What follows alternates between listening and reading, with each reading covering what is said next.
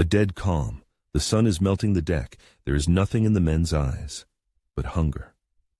Just yesterday they were brothers. Today they look at each other like meat. The dice clatter on the wood. The lot is cast. The cabin boy slowly raises his head. He has just realized his life is over. He will be their salvation. But to understand how pirates reach this point, we must first shatter the greatest myth about their lives, the myth of the endless feast. This is not fiction. In 1765, the sloop Peggy was caught in a dead calm. When the food ran out, Captain David Harrison and his crew cast lots. They ate a black slave who was on board. This brings us to three questions. What did pirates really eat when they weren't plundering ships? What disgusting things were on their emergency menu even before they considered their fellow men? And was there an unwritten code, known among all sailors as the custom of the sea, that decided who would become dinner? We will answer all three. The Hollywood image of a pirate feast is a lie. Forget roasted hams and wine. The foundation of their diet was far more mundane. Salt beef, salted meat dried to the hardness of a rock, often already riddled with worms. And hardtack, flour and water baked into bricks to prevent mold. This wasn't food for pleasure, it was fuel for survival. The sea biscuit was so hard that sailors called it a toothbreaker. Eating it was like chewing on a ceramic tile. It had to be smashed with a knife handle and soaked in grog for an hour just to be chewable. But hardness wasn't the main problem. The biscuits were infested with weevils and their larvae. That's why pirates often ate in the dark, so they couldn't see what was going into their mouths. Sailors even had a grim joke: it's better to eat a weevil than to eat nothing at all. Experienced sailors would knock the biscuit on the table before eating, trying to shake out at least some of the insects. Those that remained were cynically called a meat supplement to their meager diet. But even worms in the biscuits were a lesser problem. The real treasure on board, and the main killer, was fresh water. The wooden barrels used to store it were less like containers and more like incubators. After a couple of weeks in the tropics, the water turned into a thick green soup of algae and mosquito larvae.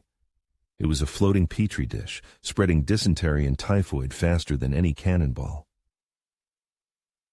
This is why rum was not a drink for celebration, but a utilitarian tool. It was added to the spoiled water to kill some of the bacteria and mask the foul taste.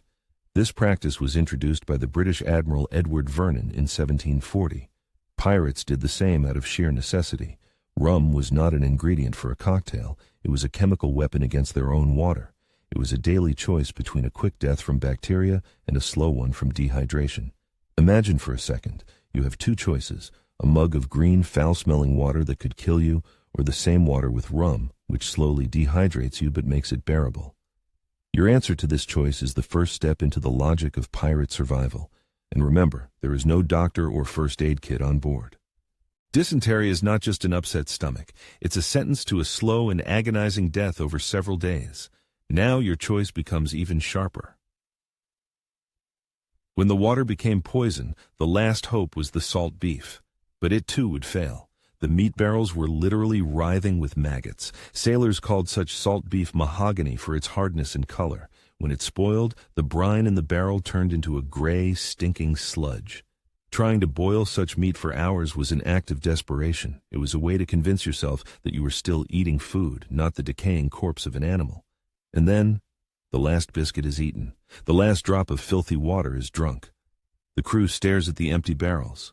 Hunger becomes a physical pain, but they are not yet ready to look at each other.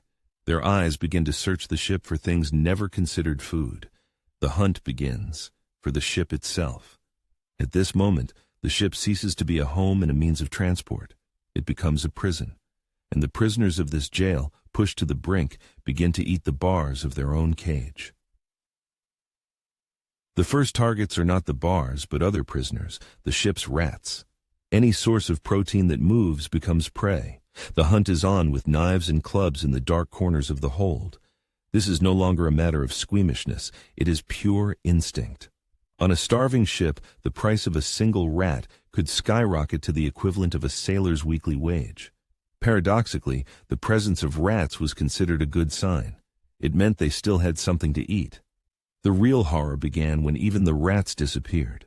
It was a signal that the hold was completely empty. Then they move on to the next step, eating the inedible.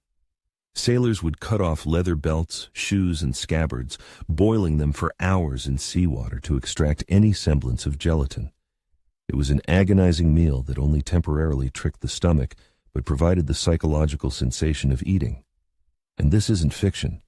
Antonio Pigafetta, the chronicler of Magellan's expedition, wrote in 1521, "We ate ox hides that covered the main yard. We soaked them in the sea for 4 or 5 days, and then placed them for a few moments on top of the embers, and so ate them." This is a documented survival practice. The ship's carpenter watches this with a special kind of horror. He sees the crew literally devouring his work. Leather gaskets from the masts, the wrapping on the helm. For him, this isn't just hunger. It's the destruction of the ship, their only chance of salvation. He watches as they cut out grease-soaked pieces of leather that he himself had hammered between the hull planks for waterproofing. Every piece eaten is a new leak. The crew devours the ship, and the ocean begins to devour them in return. It is a slow, mutual suicide. And now, the finale. The last resource before the final line is crossed. Candles. We're talking about tallow candles made from beef or mutton fat. They were the last man-made edible item on board. The crew gnaws on these greasy stubs in complete darkness. Burning them for light is now an unaffordable luxury. By consuming them, the crew was literally eating their last source of light. It is a symbolic act. When the last candle is eaten, the ship plunges into absolute darkness. And it is in this darkness that the most terrible thoughts are born. But these thoughts were not chaotic. They obeyed a cruel, unwritten law, the protocol of the last taboo.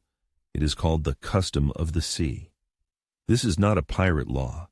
It is a universal algorithm for survival at sea that turned the chaos of a hunger-fueled mutiny into an orderly procedure. It didn't make the killing right. It made it legitimate in the eyes of those who remained alive. The procedure was sacred. Lots were drawn using short and long straws or a marked coin. This created the illusion of fairness, of the will of fate. It absolved the survivors of direct guilt for the choice. To further dilute the guilt, sometimes the lot would choose not only the victim but also the executioner. Thus, no one was a murderer by their own choice. All were merely instruments of fate expressed through a straw. It was a psychological defense against the reality of killing a comrade. The idea of a fair lottery was often just a cover. The victim was usually the youngest, the cabin boy, or a passenger, not part of the brotherhood, or an injured man who was already a burden. Social and physical weakness seemed to shorten your straw in advance. There was another unspoken rule as well. The person who first proposed resorting to cannibalism often became the first victim. This was a brutal deterrent, forcing everyone to remain silent until the very last moment. How often did this happen? Historians have confirmed dozens of cases, but the real number is likely many times higher. Many survivors simply kept silent. It was a well-known emergency protocol. Historian A.W. Brian Simpson, in his book Cannibalism and the Common Law, studied this issue exhaustively. The custom of the sea was like a lifeboat with a hole in it. No one wanted to use it, but everyone knew where it was. It was a doomsday protocol, locked in the mental safe of every sailor. A complete silence falls over the deck, broken only by the creaking of the masts and the dry, rasping sound of dehydrated breaths. You can hear trembling fingers touching the straws. And then, the short straw is revealed. At that moment, something terrifying happens. The gazes of his comrades change. Respect, friendship, pity, all vanish. All that remains is the gaze of a butcher sizing up a carcass. The man has just ceased to be a person. He has become a resource. The blood was collected first. It was drunk to combat dehydration. Then the organs were eaten. The liver and heart were the most nutritious parts. This was not a feast. It was a methodical butchering of a carcass with the efficiency of hunters. Anthropologists call this survival cannibalism. Its goal, maximum utilization of the resource. The most gruesome part was yet to come. The remaining flesh was cut into strips and salted in the same barrels, using the same methods as regular salt beef. The circle was complete. A man had literally taken the place of an animal in the ship's food chain.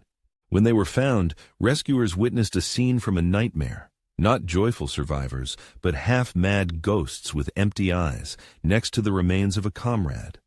This image is immortalized by Theodore Géricault in his Raft of the Medusa.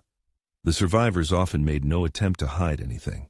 In one known case, a rescue ship's captain, seeing bones on the deck, asked, "My God, what have you done?" One of the sailors calmly replied, "It was the custom of the sea, sir." No remorse, only a cold statement of protocol.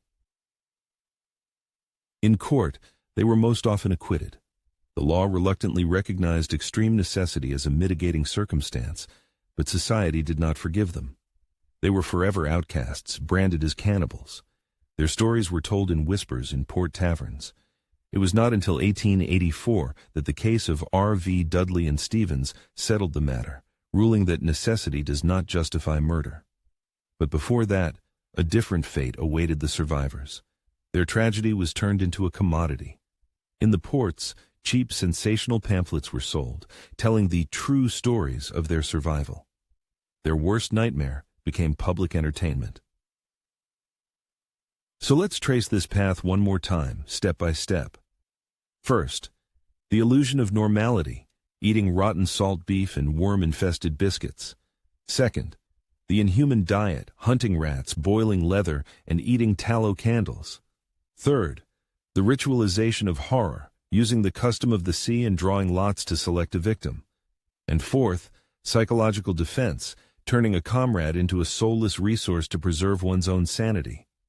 In essence, we have witnessed not a spontaneous descent into savagery, but a carefully constructed four-step protocol of dehumanization. Each step down this ladder made the next, even more horrific step psychologically possible. And this brings us to the ultimate paradox. Pirates crossed the final line of humanity by using the most human of tools, the creation of rules and procedures. They did not abandon civilization. They created their own miniature and monstrous civilization where murder was legalized. The philosopher Thomas Hobbes believed that without laws, the life of man is solitary, poor, nasty, brutish, and short. Perhaps the custom of the sea is the very law that is born when all other laws are drowned in the ocean. So what was it? A horrifying but logical survival protocol dictated by extreme hunger? Or was it the ultimate expression of piratical cruelty, where the strong devour the weak under the cover of a lottery? Write just one word in the comments, protocol or cruelty. Let's see which one wins. Your verdict.